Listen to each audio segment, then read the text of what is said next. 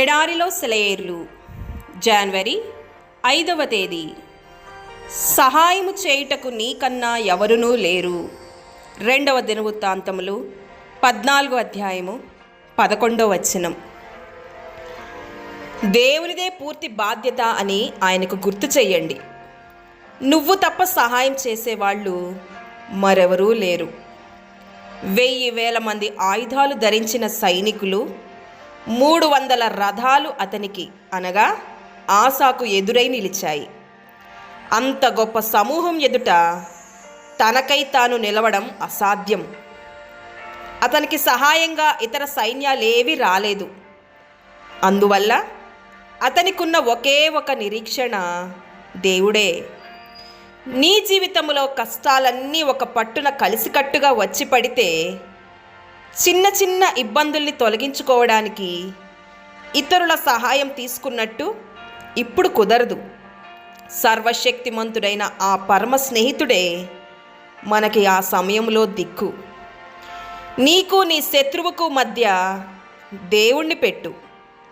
ఆసా విశ్వాసం ఎలాంటిదంటే, జెరూహుకు అనగా కూషు దేశపు రాజు తనకు మధ్యలో దేవుడు నిలబట్టినట్టుగా అతనికి అనిపించింది. ఇది యథార్థమే.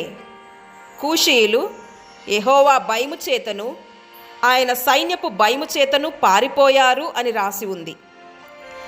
ఇశ్రాయేలు వారి పక్షంగా పరలోకపు సైన్యాలు వాళ్ళ శత్రువుల మీద విరుచుకుపడి అంత గొప్ప సైన్యాన్ని ఊచకోత కోసారేమో అన్నట్టుగా ఉంది. ఇశ్రాయేలీలు కేవలం వాళ్ళని తరిమి దోచుకోవడం మాత్రమే చేశారు. మన దేవుడు సైన్యాలకు అధిపతియగు యెహోవా ఊహించలేని రీతిగా ఏ సమయంలోనైనా తన ప్రజలను ఆదుకోవడానికి వస్తాడు. నీకు వచ్చిన కష్టానికి మధ్యను ఆయన ఉన్నాడని నమ్ము.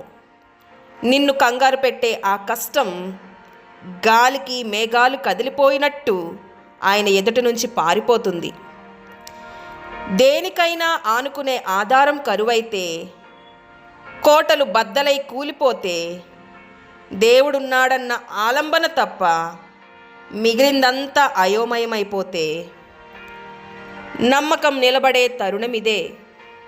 వీక్షించే బాట కన్నా విశ్వాసపు చూపు మిన్న. కనిపించని పెను చీకటిలో నమ్మకమే విశ్వాసపు వేకువ వెలుగు. అబ్రహాము దేవుణ్ణి నమ్మాడు. కంటికి కనిపించే దానిని పక్కకి పెట్టాడు. ప్రకృతి ధర్మాలను మీరు గొడవ చేయకండి అంటూ ఆదేశించాడు. అనుమానాల హృదయాన్ని నోర్ముయి శోధన పిశాచి అని గద్దించాడు. ఆయన దేవుణ్ణి నమ్మాడు. దేవుడి మాటలను దీవించునుగాక. ఆమేన్.